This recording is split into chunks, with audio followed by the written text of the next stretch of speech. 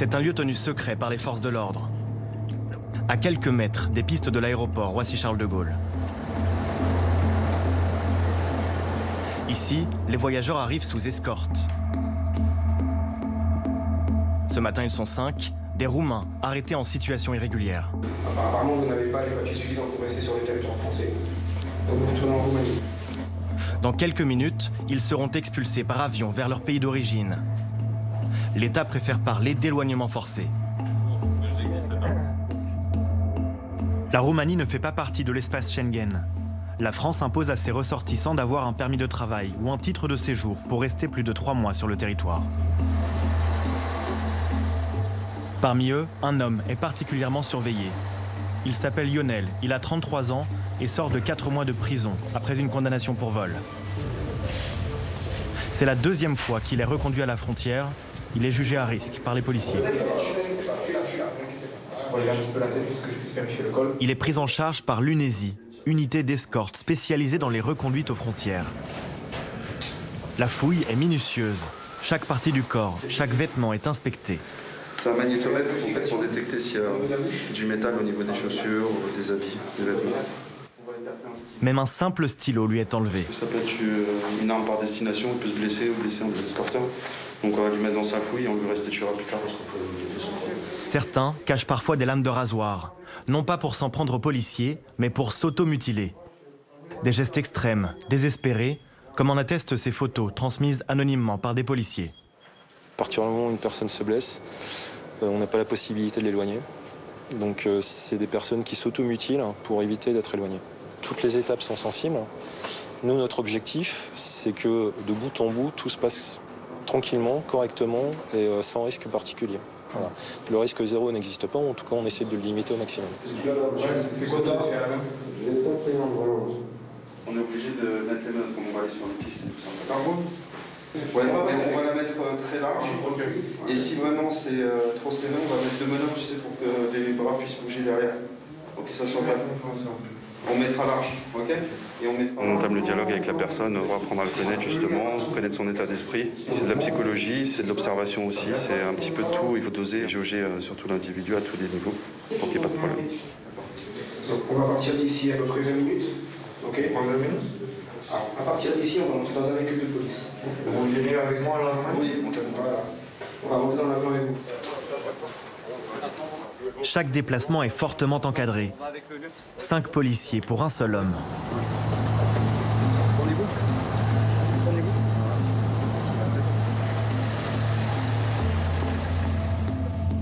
On va au niveau du pied de l'avion directement. On a un accès réservé, il y a un portail juste derrière pour accéder directement sur les pistes. L'expulsion se fait à bord d'un vol commercial classique, mais ceux qu'on appelle les reconduits embarquent directement depuis la piste. La police veut éviter tout face-à-face avec les autres voyageurs. Ils ne nous voient pas travailler, ils ne nous voient pas, entre guillemets, monter les personnes. Au moins, s'il y a des récalcitrants, ça évite qu'ils puissent un petit peu se faire des soulèvements de cabine, comme on dit. Un soulèvement de cabine, comprendre un mouvement de protestation des voyageurs contre l'expulsion d'une personne. Ça arrive souvent sur les vols un peu compliqués, les vols Afrique notamment, ça peut arriver, il y a une grosse cohésion des Africains, donc souvent effectivement ils le prennent effectivement très mal. Bon voilà, notre rôle c'est nous de dédramatiser la situation, de dire voilà, on a un reconduit, mais on reconduit dans le monde entier. Il faut d'abord convaincre l'équipage. S'il estime que les reconduits présentent un risque pour la sécurité du vol, le commandant de bord peut refuser leur embarquement. Bonjour, écoute, on est de l'UNESI, donc les reconduites à la frontière. On va avoir 2 départs sur le vol, okay, pas de problème particulier, ils ont été plutôt cool avec les escorteurs, pas de soucis, d'accord. On restera avec ma collègue à bord. Le temps de l'embarquement, on ira voir les passagers s'il y a des problèmes ou quoi que ce soit. Pour pas qu'il y ait d'émeutes ou qu'ils vous laissent pas seul là-dessus. D'accord, ok, ça marche. En tout cas, merci de nous accueillir en tout cas. Écoutez, on va voir comment ça se passe. Au mieux, j'espère. Merci. Merci à vous. C'est la première fois pour vous? Oh, du tout, non, c'est assez fréquent.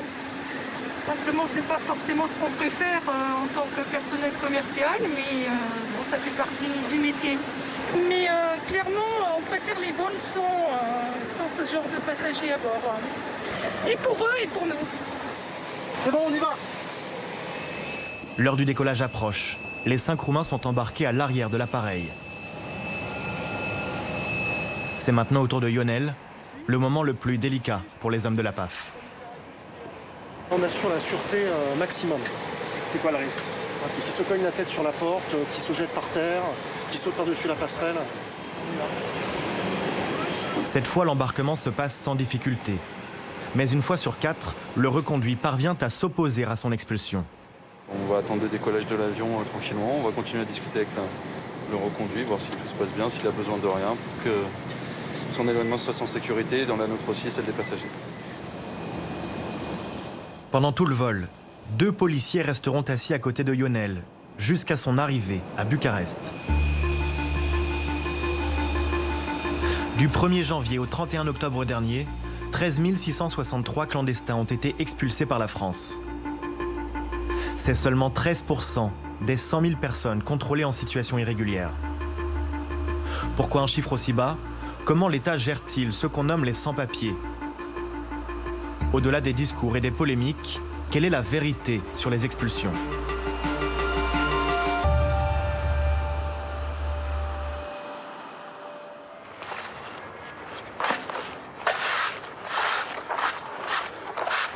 Diakaria Keïta échappe lui depuis 9 ans à l'éloignement sous contrainte. Il est arrivé du Mali en 2012, après avoir traversé le désert, la Libye, puis la Méditerranée. En 2014, sa demande d'asile est refusée. Les autorités lui donnent alors 1 mois pour quitter le territoire. Salut le futur. Ouais, futur maire de Aubervilliers. Mais il n'est jamais parti. Ouais, ça va, alhamdoulilah, on est là, hein. Et toi, tranquille. Désormais, il a un logement, un emploi qui lui permet de faire vivre une quinzaine de personnes au Mali. Ça dit quoi?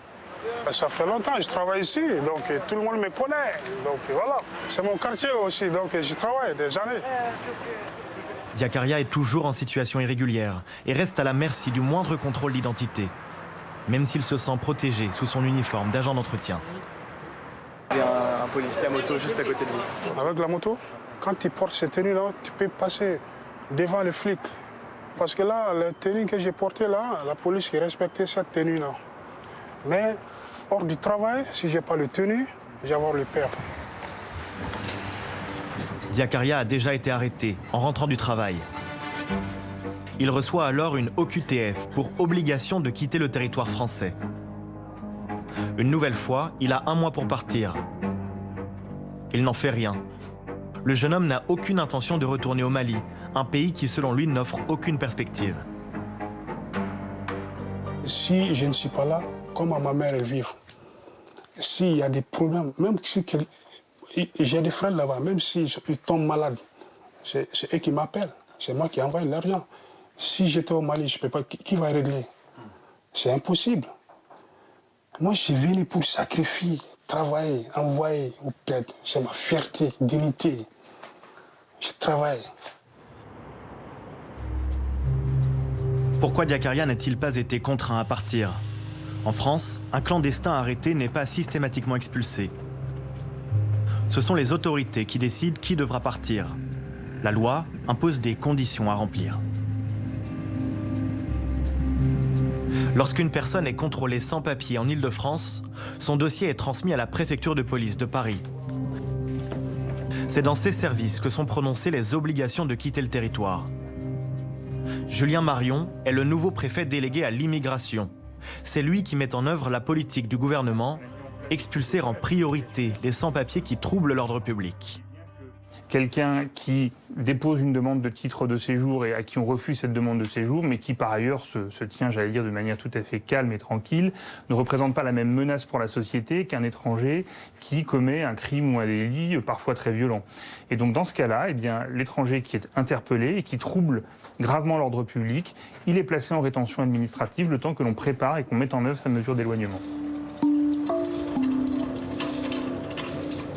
La rétention administrative, comprendre un centre dans lequel les personnes sans papier sont privées de leur liberté.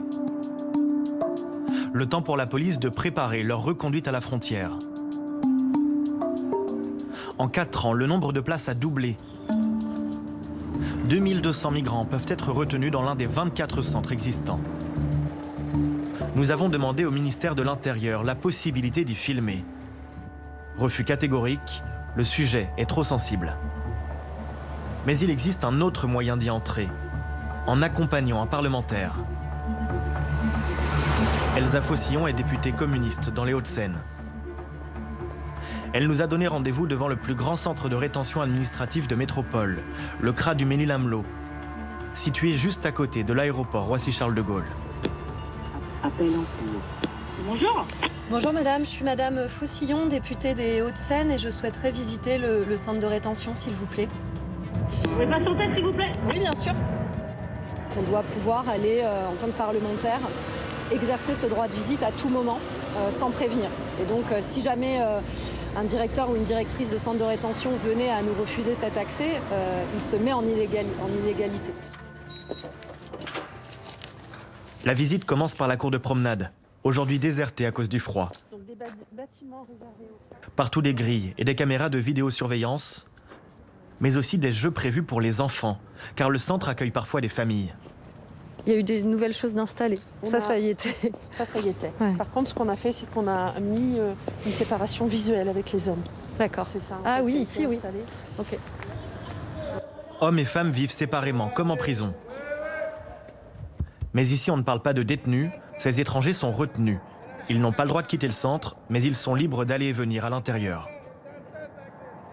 Un système de rétention qui se durcit en cas de violence. Elles sont fréquentes. Des cellules d'isolement sont prévues. Elles sont utilisées quand un détenu a eu un comportement inadapté ou alors parfois en cas de suspicion de Covid. Une pièce de 7 mètres carrés, équipée uniquement d'un matelas et de toilettes. Dans la salle d'à côté, d'immenses tableaux sur lesquels sont inscrits le nom, l'origine et la mesure d'éloignement prise contre les personnes retenues. Après avoir été en partie vidé au plus fort de l'épidémie, le centre est de nouveau plein. 178 personnes y sont retenues. Et sur les nationalités, vous diriez qu'en ce moment Maghreb, je dirais. Maghreb, je vois, Tunisie, Et puis Maroc. aussi, beaucoup. Pas mal. C'est pas mal, c'est la Roumanie. Roumanie. Parce que ils sont plus faciles à expulser, étant donné qu'il n'y a pas besoin de test PCR. C'est une quarantaine à l'arrivée. D'accord. Vous n'êtes pas obligé de faire passer le test pour les expulser? Pas pour les Roumains. L'État dispose de 3 mois maximum pour organiser leur départ. Mais en réalité, beaucoup savent déjà qu'ils ressortiront libres avant la fin de ce délai. Bonjour. Moi, je m'appelle Elsa, je suis députée.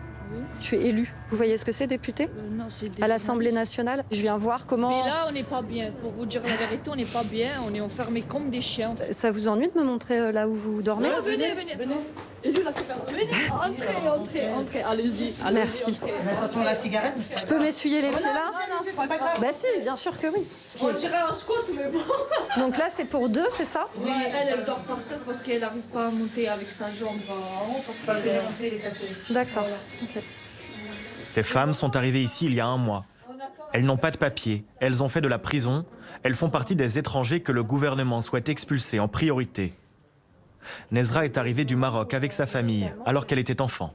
En plus, moi je me considère comme une fille d'ici parce que j'ai fait l'école ici, j'ai fait mon apprentissage ici, j'ai grandi ici. Je connais pas le Maroc, j'ai personne au Maroc, je veux faire quoi là-bas? Votre famille, quand elle vient vous voir, elle vous dit quoi là sur le fait que potentiellement vous pouvez vous retrouver au Maroc? Je pose même pas la question parce que c'est... Vous n'avez pas envie d'y penser? J'ai pas envie, je pense pas parce que j'ai mon enfant ici, depuis que j'ai 13 ans je suis ici. Il a quel âge votre fils? Mon fils il a 14 ans. D'accord. Donc là c'est votre maman qui s'en occupe? Bah oui, je l'ai passé pour le moment pendant 4 mois à l'internat. D'accord. Parce qu'elle est maman d'un enfant né en France, Nezra fait partie de ce qu'on appelle les étrangers protégés. Dans son cas, les expulsions sont exceptionnelles. Enita, 21 ans, en est à son 3e passage en centre de rétention depuis sa sortie de prison. Elle est issue d'une famille de réfugiés d'origine bosniaque, au statut très particulier. Puis décider de vous expulser? Je ne peux pas parce que j'ai aucune nationalité, ni italienne, ni bosniaque, ni français. C'est obligé qu'elle me fasse sortir ici. Ça ne sert à rien de me laisser galérer comme ça ici. Vous êtes apatride, vous? Vous n'avez pas de nationalité? Non, vous n'avez aucun papier? Sans papier d'identité ni nationalité, impossible de la reconduire à la frontière. que ces deux femmes-là, aujourd'hui, ça fasse bientôt 1 mois qu'elles soient présentes, n'a aucun sens. Aucun, parce qu'elles vont ressortir. D'accord, donc elles vont avoir été ici pendant 1 mois. Elles vont ressortir. On va les avoir éloignées encore un peu plus d'une installation et d'une intégration, et donc les précariser encore un peu plus. Et de fait, aujourd'hui, en tout cas, selon les critères, temps de présence, enfants scolarisés en France, par exemple, pour cette dame, normalement, elle fait partie des gens qui doivent pouvoir être régularisables. Au revoir. Bon courage. Merci, Depuis le début de l'année, 1/3 des 1500 étrangers retenus ici ont été reconduits dans leur pays d'origine. Les autres ont réussi à faire valoir leurs droits pour échapper à l'expulsion. Tout se joue devant les tribunaux. Au palais de justice de Paris ce matin, 20 personnes retenues en centre de rétention administrative s'apprêtent à passer devant le juge. Ils arrivent sous escorte policière, mais certains ressortiront libres. C'est tout le combat mené par cet avocat. Il y a du stress nécessairement, puisque si on paie, on se dit que dans la journée, le lendemain, 2-3 jours après, la personne peut être éloignée. Maître Berdugo est spécialisé dans la défense des étrangers. Sa mission du jour, faire libérer un travailleur sans papier originaire du Bangladesh. L'homme est en centre de rétention depuis 2 mois, mais la procédure d'expulsion semble au point mort. La difficulté, c'est celle-là. Pas le fait qu'il n'ait pas de titre de séjour, pas le fait qu'on essaye de l'éloigner. Ça, c'est légitime, c'est la loi et c'est l'exercice de la loi. Par contre, la question qui va se poser ce matin est de savoir pourquoi, depuis 2 mois, celui-ci est en rétention, avec le coût que cela génère pour le contribuable français, sans que l'administration ait pu l'éloigner. 2 mois de rétention coûtent en moyenne 18 000 € à l'État. 10h30, l'audience débute. Notre caméra doit rester à l'extérieur. Le destin de son client va se jouer en 10 minutes. Alors c'est gagné. Le juge a considéré que l'administration n'avait pas fait les diligences nécessaires pour justifier qu'elle pouvait continuer cette privation de liberté, donc a décidé de le remettre en liberté. Ça arrive régulièrement que nous gagnons sur ce genre de points, puisque ces difficultés sont des difficultés récurrentes. Elles résultent de la masse de travail de l'administration qui place en rétention massivement et massivement des gens sans être sûr de pouvoir les faire partir. Sur les 20 personnes présentées au juge ce jour-là, 6 obtiendront gain de cause. Libérés, mais toujours menacés d'expulsion, car l'obligation de quitter le territoire reste valide pendant 1 an. Une mesure d'éloignement, elle a pour effet d'insécuriser l'étranger en situation irrégulière.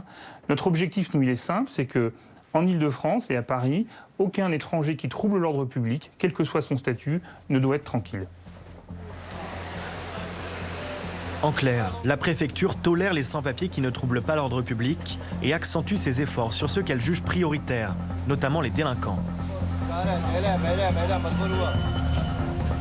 Dans le nord-est parisien, les autorités ont renforcé les contrôles d'identité. Ils sont quotidiens à Barbès, au lieu du trafic de cigarettes de contrebande. Une partie des vendeurs sont des clandestins, sous la menace permanente d'une arrestation.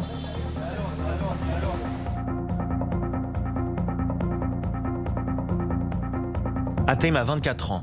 Depuis son arrivée clandestine en France il y a 5 ans, il passe ses journées devant la sortie de métro, à guetter les clients et les descentes de police. Est-ce qu'en ce moment, tu as une obligation de quitter le territoire français? Et t'as pas peur d'être arrêté par la police? J'ai peur. J'ai peur. Mais je fais quoi? Si je travaille pas, je mange pas. Pourquoi t'es venu en France? Pour faire ma vie, pour construire une vie, pour faire une famille. En 2016, il se retrouve en centre de rétention après un contrôle. Pour échapper à son expulsion, lui aussi s'est automutilé. Avec une lame, comme ça. J'ai fait rentrer une avec moi dans les baskets et je l'ai fait. Pourquoi tu étais prêt à te faire mal pour pas rentrer? Pour pas que je vis ce que j'ai vu au bled, pour pas que je revoie les images de bled, quoi. Pour pas que je galère, quoi. C'est ça. C'est mieux ici? C'est mieux. Au point de se faire du mal? Ouais. Malheureusement. Mais cette fois, les blessures sont superficielles. Il est quand même expulsé. Hatem est revenu clandestinement quelques mois plus tard. Comme lui, ils sont nombreux. Sur les 8 clandestins rencontrés, 3 se sont automutilés pour échapper à l'avion. Avec la lame, on tente ici. Ça, c'est toi qui t'es fait ça. Pourquoi? On reste ici. On reste ici en France, on va partir à la bled. Mais depuis quelques mois, la peur de l'expulsion s'est réduite. Ce jeune Algérien vient de passer 3 mois en centre de rétention, le délai maximum, sans que la préfecture ne parvienne à l'éloigner. À chaque fois, il m'attrape. Je passe 90 jours, 3 mois, et je sors comme ça. En centre de rétention? En centre de rétention. C'est ma 3e fois, je viens de sortir de 25. Le consulat, ils n'arrivent pas à le connaître. Ils vont me dire qu'il n'est pas d'Algérie. Même il est d'Algérie, il n'a pas de passeport au bled. Si tu n'as pas de passeport au bled, ils ne peuvent pas te renvoyer. 3 séjours en rétention et toujours pas d'expulsion. La conséquence d'un blocage étonnant. L'Algérie s'oppose très fréquemment au retour de ses nationaux, en refusant de délivrer un document indispensable à leur rapatriement. Xavier Driancourt a été ambassadeur de France à Alger. Pendant 8 ans, jusqu'en juillet 2020, il a été en première ligne dans l'organisation des expulsions vers l'Algérie. Pour la première fois, il s'exprime sur ce sujet très sensible. Mes interlocuteurs algériens nous disaient: on n'a aucune raison de reprendre Monsieur X ou Madame Y en Algérie parce qu'il a passé trop de temps en France, donc il a été formé par l'éducation, par les idées françaises, donc c'est votre culture qui l'a mené là où il est arrivé. Mais j'ai entendu cet argument à plusieurs reprises de la part de mon homologue, l'ambassadeur d'Algérie à Paris, de la part des ministres algériens, en disant mais on serait prêt à reprendre davantage d'Algériens en situation irrégulière, à vous aider, mais comprenez, ceux que vous nous renvoyez, ils sont trop imprégnés de votre culture et de votre mode de vie, donc pour nous, ils seront après des gens à problème. L'Algérie bloque, tout comme le Maroc et la Tunisie. 3 pays en tête des demandes d'expulsion. Alors, à l'automne 2020, le ministre de l'Intérieur, Gérald Darmanin, se lance dans une tournée diplomatique au Maghreb. À chaque rencontre, la question des retours est mise sur la table. Mais 6 mois après sa visite, le bilan est maigre. La France a demandé 597 rapatriements à l'Algérie. Seulement 22 ont été validés. En septembre dernier, le ministre voit rouge et menace de réduire drastiquement le nombre de visas accordés aux pays récalcitrants. Une partie des compatriotes algériens, marocains, tunisiens qui sont sur le sol français ne sont plus acceptés par ces pays, soit parce que ce sont des personnes qui sont islamistes radicales, soit parce qu'ils sont délinquants, soit parce qu'ils doivent partir tout simplement du territoire national. Et nous, on leur dit, tant que vous ne reprenez pas vos compatriotes, eh bien on n'accepte pas vos compatriotes. Réponse immédiate d'Abdelmadjid Tebboune, le président algérien, qui cible Gérald Darmanin en l'appelant ironiquement par son 2e prénom. Moussa Darmanin a bâti un gros mensonge. Contacté, l'ambassade d'Algérie n'a pas répondu à nos demandes d'interview. Ces tensions diplomatiques ont encore fait chuter le taux d'expulsion. L'Algérie reprenait un ressortissant sur 2 en 2019. Elle en reprend désormais moins de 5%. Face à la course d'obstacles juridiques et diplomatiques que représentent les expulsions, l'État fait le pari d'une autre méthode. Offrir une somme d'argent aux étrangers qui acceptent de partir volontairement. Ophir Roissy, bonjour. Nadira Kemlich travaille à l'OFI, l'Office français de l'immigration et de l'intégration. Vous êtes en zone 12? Oui, on arrive, hein? À tout de suite. C'est les passagers qui ont rendez-vous ce matin pour leur départ pour l'Algérie. Donc ils nous attendent et donc ils nous préviennent qu'ils sont arrivés. Ils sont 25 Algériens, certains sans papier, d'autres en demande d'asile. Oui, on arrive, monsieur, on vient de se garer, on arrive. Bonjour, messieurs. Pour les rapatriés, pas d'escorte, pas de gros bras. Simplement une série de formalités administratives. Vous avez votre test? Pas encore? D'accord. Donc vous mettez de côté? Oui. Tous racontent la même histoire, la traversée de la Méditerranée, l'impasse administrative, la précarité. Mais eux ne supportent plus la vie de clandestins. Il est en train de bien dire aux ressortissants algériens, par exemple, que ça ne sert à rien de venir en France. En France, il n'y a pas l'Eldorado. C'est-à-dire qu'une fois qu'ils arrivent ici, c'est le début de l'enfer. Les formalités effectuées, les futurs passagers sont prêts à embarquer. À gauche! À gauche! L'OFI prend en charge le billet d'avion. Juste avant l'embarquement, Nadira leur remet de l'argent liquide dans une enveloppe. Donc là, on leur fait signer le document unique qui atteste qu'ils sont d'accord pour partir. Et on leur remet leur pécule.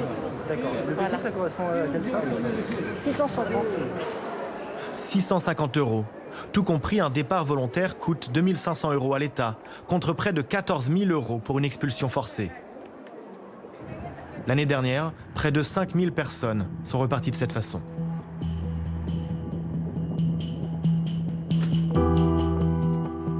Diakaria Keïta, l'agent d'entretien malien, espère lui bientôt sortir de l'impasse de la clandestinité.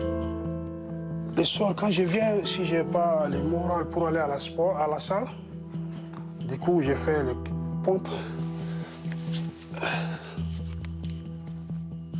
Il peut désormais prouver qu'il a travaillé 4 années en France et n'a jamais eu affaire à la justice. 2 conditions indispensables pour espérer obtenir l'admission exceptionnelle au séjour. C'est pour ça qu'on est venu pour battre, gagner du pain. On ne fait pas les bêtises, boîte de nuit ni rien, non. Je ne connais pas ça. Mais un jour, si j'ai mon papier, j'ai des projets à faire ici. Depuis notre tournage, il a franchi le pas et fait sa demande de régularisation à la préfecture de Seine-Saint-Denis. Il sera fixé d'ici quelques semaines. Selon le ministère de l'Intérieur, il y aurait en France entre 600 000 et 700 000 étrangers en situation irrégulière. Chaque année, environ 30 000 d'entre eux sont régularisés.